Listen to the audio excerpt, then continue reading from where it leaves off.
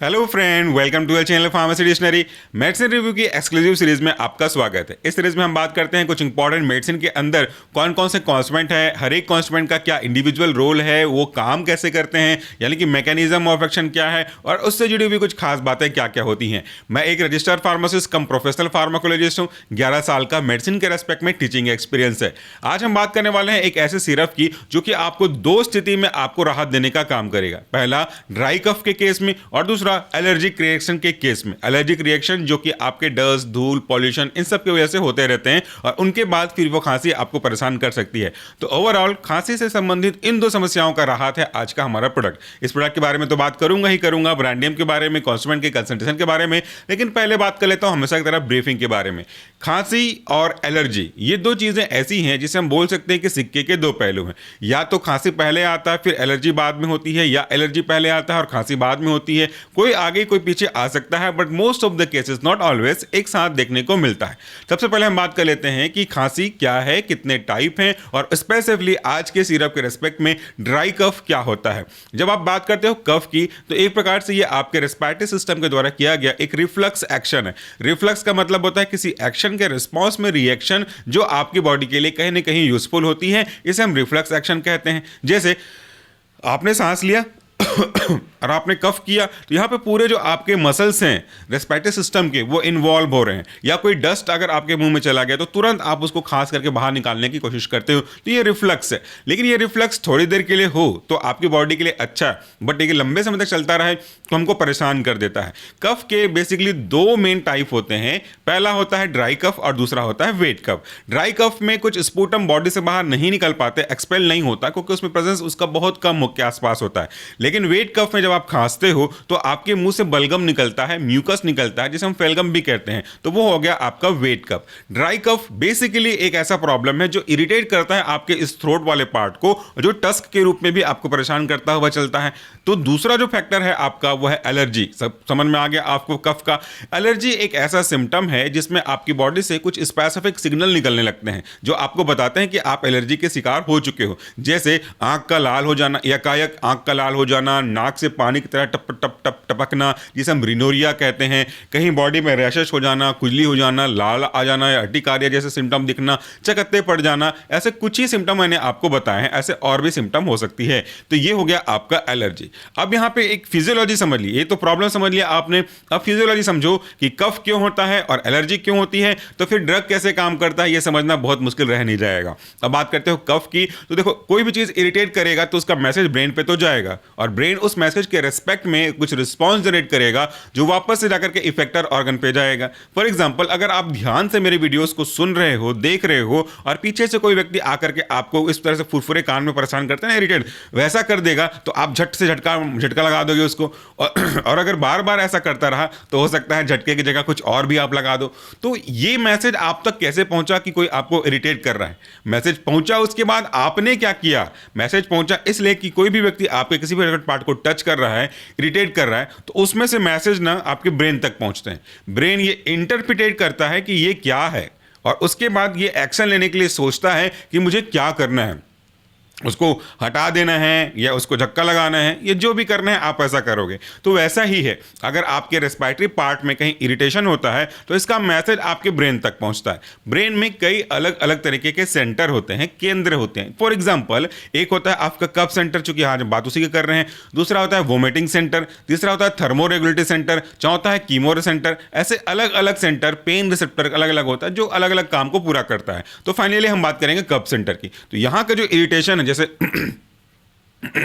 ऐसे आप करते हो और जब मैं पढ़ा रहा हूं तो मेरा गला भी सूख रहा है साथ साथ, तो मुझे भी आप बार बार देखते हो कि मैं इस तरह से थूक को अंदर निकलता हूं, तो ये इरिटेट कर रहा होता है ऐसा। तो ये जो मैसेज है ब्रेन तक पहुंचता है और ब्रेन क्या करता है, ब्रेन मैसेज वापस भेजता है आपके रेस्पिरेटरी पार्ट के उस मसल्स को कि आप कॉन्ट्रैक्ट रिलैक्स करो और कफिंग का प्रोसेस को स्टार्ट करो, और इससे हम कफ करना स्टार्ट कर देते हैं। ये उसकी फिजियोलॉजी है। अब जो एलर्जी है उसकी फिजियोलॉजी क्या है, आपके बॉडी में हिस्टामिन बने हुए होते हैं जो कि मास सेल के अंदर पैक होते हैं, सिक्योर होते हैं, और मास सेल के बाहर में बाइंडिंग साइट होते हैं, एपिटोप होते हैं। जब कभी भी आप किसी भी एलर्जन के कॉन्टेक्ट में आते हो, एलर्जन कैन बी एनीथिंग, अगर आप मोटरसाइकिल से घूमने निकले हो, सामने से डस्ट आ रही है, आपके अंदर चला गया, घर पहुंचोगे छींक होने लगेगी, तो आपके लिए वो डस्ट भी एलर्जन है। कई बार फूलों के बसंत ऋतु में परागकण उड़ने लगते हैं, वो आपके अंदर चला गया, आपको बहुत ज़्यादा छींक खांसी टस्क आने लग गया, वो आपके लिए एलर्जन है। कईयों को दूध से एलर्जी होती है, दूध के प्रोडक्ट से एलर्जी होती है, तो वो उनके लिए एलर्जन है। किसी को कुछ ड्रग सूट नहीं करता तो वो उनके लिए एलर्जी। तो एलर्जी एक ब्रॉड टर्म है जिसको हम स्पेसिफिकली कुछ ही शब्दों में डिफाइन नहीं कर सकते। तो ये क्या होता है, ये जो एलर्जेंस हैं वो आपके मांस सेल के ऊपर पाए जाने वाले बाइंडिंग साइट एपिटोप के पास जाके बाइंड होते हैं। जैसे ही एलर्जन बाइंड होते हैं, आपका जो मांस सेल है वो डीग्रेन्युलेट होने लगता है और उसके अंदर छिपा हुआ आपका हिस्टामिन और दूसरे इन्फ्लेमेटरी मीडिएटर्स रिलीज होने लगते हैं। यह हिस्टामिन रिलीज होकर के आता है बाहर और अपने रेस्पेक्टिव रिसेप्टर, जिसे हम हिस्टामिन रिसेप्टर कहते हैं, H1 रिसेप्टर कहते हैं, उस पर जाकर के बाइंड हो जाता है। और जब ये दोनों आपस में बाइंड होंगे तो कॉम्प्लेक्स पूरा हो जाता है और इस कॉम्प्लेक्स पूरा होने के बाद जो भी सिम्टम मैंने आपको एग्जांपल के लिए बताए वो सब शुरू होने हो जाते हैं स्टार्ट। तो ये है आपका एलर्जी का फिजियोलॉजी। अब आपको ब्रीफिंग समझ में आ गई, बेस समझ में आ गया, फिर ड्रग के बारे में समझने में कुछ बचा ही नहीं है। अब इसके बारे में बात करते हैं। मेरे हाथ में एक सिरप है जिसका जो ब्रांड नेम है वह है ZX। इसको बनाने वाली कंपनी है डॉक्टर रेड्डी। ZX तो एक ब्रांड नेम है जिसमें छोटा सा कोटेशन लिखा हुआ है, ड्राई कफ रिलीफ, यानी कि ड्राई कफ, सूखी खांसी में आपको रिलीफ देगा, जिसके साथ एलर्जिक रिस्पॉन्स भी इंक्लूडेड है, यानी कि उनके केस के लिए भी राहत देने का काम करेगा। यहां पे लिखा हुआ है इंडिकेशन कि आप क्या क्या इससे बेनिफिट ले सकते हो और किसके लिए यूज कर सकते हो। ड्राई कफ के लिए आप यूज कर सकते हो, आप एलर्जी के लिए यूज कर सकते हो। क्विक कफ रिलीफ का फॉर्मूला है, सूदिंग द कूलिंग इफेक्ट देता है आपके रेस्पिरेटरी ट्रैक को। विस्कस फॉर्मूला है जिसके कारण से आपको इजीली सपोर्ट मिलेगा। साथ में इसमें मिक्स फ्रूट का जो फ्लेवर है कि अगर आपको कुछ कफ सिरप के फ्लेवर पसंद नहीं आते हैं, ऑब्वियसली कुछ अलग टाइप का टेस्ट रहता है, तो उसको आप मास्क कर सकते हो। अब इसके अंदर ZX के अंदर कौन कौन से एक्टिव कॉन्स्टिट्यूएंट है और कितनी मात्रा में। इसके अंदर जो एक्टिव कॉन्स्टिट्यूएंट है वह आपका डेक्स्ट्रोमेथोफेन हाइड्रोब्रोमाइड और दूसरा क्लोरफेनाइरामीन मेलिएट, इन दोनों का कॉम्बिनेशन है रेस्पेक्टिव। अगर आप बात करोगे तो डेक्स्ट्रोमेथोफेन हाइड्रोब्रोमाइड पर 5 ml आपको मिलेगा 10 mg। 5 ml डोज नहीं है, मैं बस कितने पे कितना मिलेगा उसकी बात कर रहा हूं। दूसरा है आपका क्लोरफेनाइरामीन मेलिएट, इंडियन फार्माकोपिया के गाइडलाइन के अकॉर्डिंगली ये मिलेगा आपको 2 mg।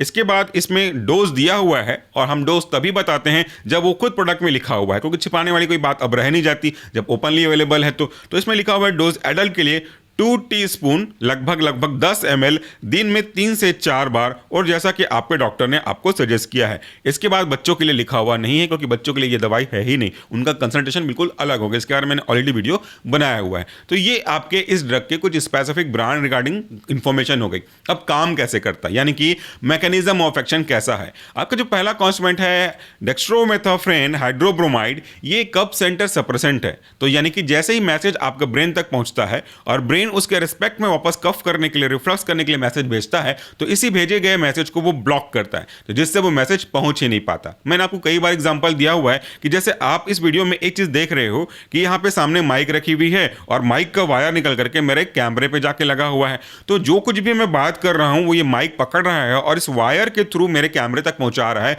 कैमरा इसको समझ रहा है, रिकॉर्ड कर रहा है। जब इसको प्ले करेंगे तो कैमरे पे दिखाई देगा। तो ऐसे समझो कि मैं इरिटेट कर रहा हूं कोई चीज को और ये वायर नर्व के थ्रू आपके कैमरे तक पहुंच रहा है, ब्रेन तक पहुंच रहा है। और अगर आपका ब्रेन रिस्पॉन्स करे वहां से यहां तक तो फिर इसमें कुछ प्रॉब्लम आएगी। हम इस वायर को अगर थोड़ी देर के लिए ब्लॉक कर दें, कट नहीं करेंगे, ब्लॉक कर दें, तो ना तो मेरी आवाज यहां से वहां जाएगी और ना वहां का कोई रिस्पॉन्स यहां आएगा। फॉर एग्जाम्पल, इस कैमरे पे एक म्यूट का बटन है। अगर मैं म्यूट का बटन को पुश करता हूं तो पूरा जो मैसेज है यहां से वहां कैमरे पे जाने का, रिकॉर्ड होने का, वो रुक जाएगा। फॉर एग्जाम्पल अभी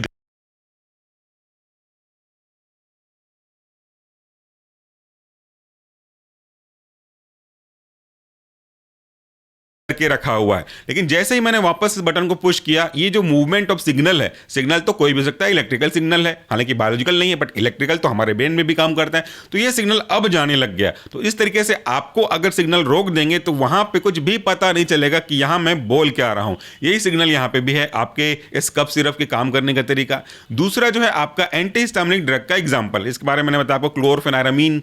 ये एंटीहिस्टामिनिक ड्रग है, यानी कि एक ऐसा ड्रग है जो हिस्टामिन को, जिसका काम मैंने आपको बताया बताया उसको उसके रेस्पेक्टिव H1 रिसेप्टर पे जाके ब्लॉक करने से जाके बाइंड होने से रोकता है। मान लो यह हिस्टामिन का रिसेप्टर है और ये मेरा हिस्टामिन है, ये ऐसे जा रहा है तो जाने से बैठने से कॉम्प्लेक्स पूरा होगा और एलर्जिक रिस्पॉन्स देखने को मिलेंगे। मैं नहीं चाहता कि ऐसा रिस्पॉन्स मिले तो मैं इसके रिसेप्टर को ब्लॉक कर दूंगा, बैठने की जगह ही इसको नहीं मिलेगी और इसके एब्सेंस में बाइंड नहीं होगा। और आपको शायद ये पता हो कि कोई भी ड्रग का एक्शन तभी मिलेगा जब रिसेप्टर के साथ उसकी ऑक्यूपेंसी होगी और इसको हम लोग बोलते हैं ड्रग रिसेप्टर कॉम्प्लेक्स, यानी कि बिना ड्रग के रिसेप्टर का कोई काम नहीं है और बिना रिसेप्टर के ड्रग का कोई काम नहीं है। ठीक वैसे ही जैसे बिना चाबी के ताले की कोई वैल्यू नहीं है और बिना ताले के चाबी कोई भी काम नहीं होगा। उन दोनों का काम तभी होगा जब दोनों साथ में होंगे। इसीलिए रिसेप्टर कॉम्प्लेक्स को हम ऐसा कर सकते हैं कि जब काम कराना है दोनों को साथ लेके आओ और काम को रोकना है तो दोनों को अलग अलग कर दो, बाइंड ना होने दो। जो चाबी लगती है ताले के छेद में उसको अगर हम बंद कर दें तो ताला कभी खुल ही नहीं सकता क्योंकि चाबी उस छेद में अब जा नहीं पाएगी। तो ये इस तरह के ड्रग के काम करने के तरीके होते हैं। आई होप कि आपको कॉन्सेप्ट समझ में आया होगा। जब आप मैक्सिमम टाइप के कफ सिरप लेते हो, आयुर्वेदिक की बात मैं नहीं कर रहा, तो आपको कहीं ना कहीं थोड़ा सा ड्राउसीनेस, इस तरह से नींद नींद जैसा एहसास होता रहता है। वो एंटीहिस्टामिक ड्रग का असर है। तो जब कभी भी आप इस तरह के ड्रग लें, मेडिसिन लें, चाहे वो सिरप हो चाहे वो टैबलेट हो, थोड़ा इस बात का ध्यान रखें कि आपको नींद आने की संभावना हो सकती है और इस केस में आप कोई भी मोटर व्हीकल ड्राइव ना करें, कोई हैवी मशीनरी ऑपरेट ना करें, इससे एक्सीडेंट होने के चांसेस रहते हैं। तो इस बात का विशेष ध्यान रखें। और दूसरा, कोई भी सिरप को लेने से पहले अच्छे से शेक कर लें। और तीसरा महत्वपूर्ण चीज कि इसे डायरेक्ट सनलाइट में बिल्कुल ना रखें। सब कुछ लिखा हुआ होता है इसमें, अपने से कुछ नहीं बता रहा मैं आपको, तो आप इसका विशेष ध्यान रखें। लिखा हुआ है store in a temperature not exceeding 37 degree centigrade, 30 degree centigrade, keep away from the children. तो ये बच्चों की पहुंच से भी दूर रखें। कितना अट्रैक्टिव दिखता है, रंग बिरंगा मिक्स फ्रूट फ्लेवर है।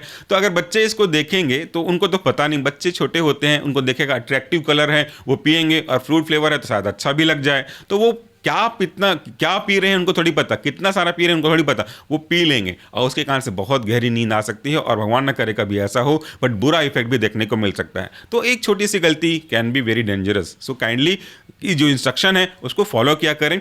मेडिसिन को बच्चों के पहुंच से बिल्कुल दूर ऊपर के शेल्फ में रखा करें, तो आपके लिए भी अच्छा होगा। आज के वीडियो के लिए इतना ही। Thank you so much for watching this video. नमस्कार, टेक केयर।